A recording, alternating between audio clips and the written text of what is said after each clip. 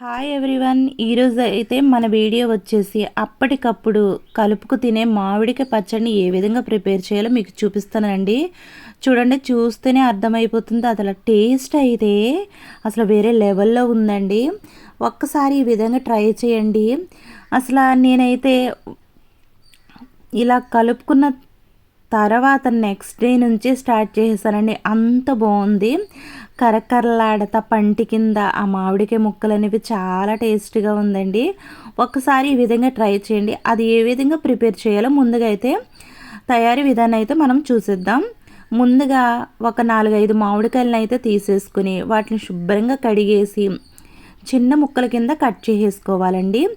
కడిగిన తర్వాత తుడిచి నీడలో ఆరబెట్టండి. కాయల్ని ఆరబెట్టిన తర్వాత ఇలాగ చిన్న ముక్కల కింద కట్ చేసుకుని దాంట్లోనే టేస్ట్కి సరిపడగా సాల్టు, అలాగే రుచికి సరిపడగటువంటి కారం అయితే ఎక్కువ తినేవాళ్ళు అయితే కొంచెం ఎక్కువ యాడ్ చేసుకోండి. మనం కలుపుతూ ఉంటేనే తెలిసిపోతుంది కారం ఉప్పు ఎంత యాడ్ చేయాలని. ఇలా వేసిన తర్వాత దీంట్లోనే మెంతులు కూడా ఒక 2 స్పూన్ల వరకు అయితే నేను యాడ్ చేశాను.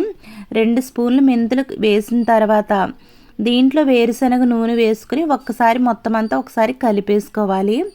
ఈ ఆయిల్ అలాగే కారం ఉప్పు మెంతులన్నీ కలిసేలాగా ఒక్కసారి గరిటెతో కలిపేసుకోండి.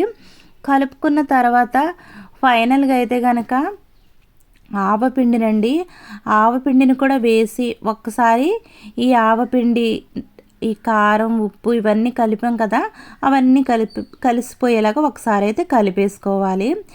ఒక్కసారి కలుపుకున్న తర్వాత దీన్ని అయితే కనుక ఏదో ఒక కంటైనర్లో స్టోర్ చేసుకోవాలండి. అది స్టోర్ చేసుకున్న తర్వాత ఇది వెంటనే తినేయాలి. వెంటనే తినేసిన సరే చాలా బాగుందండి. అంత బాగుంది. చూడండి, చూస్తుంటే నోట్లో నుండి నీళ్ళు వచ్చేస్తున్నాయి కదా. టేస్ట్ కూడా అంతే బాగుంటుందండి. మీరు కూడా ట్రై చేయండి. అసలు మీకు ఏ విధంగా వచ్చిందో నాకు కామెంట్ చేయడం అసలు మర్చిపోవద్దు. ఈ కంటెంట్ కనుక మీకు నచ్చినట్లయితే దయచేసి లైక్ చేయండి, షేర్ చేయండి, పక్కన ఉన్నటువంటి బెల్ ఐకాన్ని క్లిక్ చేయండి. మరిన్ని వీడియోస్ కోసం అయితే నా ఛానల్ సబ్స్క్రైబ్ చేసుకోవడం మర్చిపోకండి. Thank you.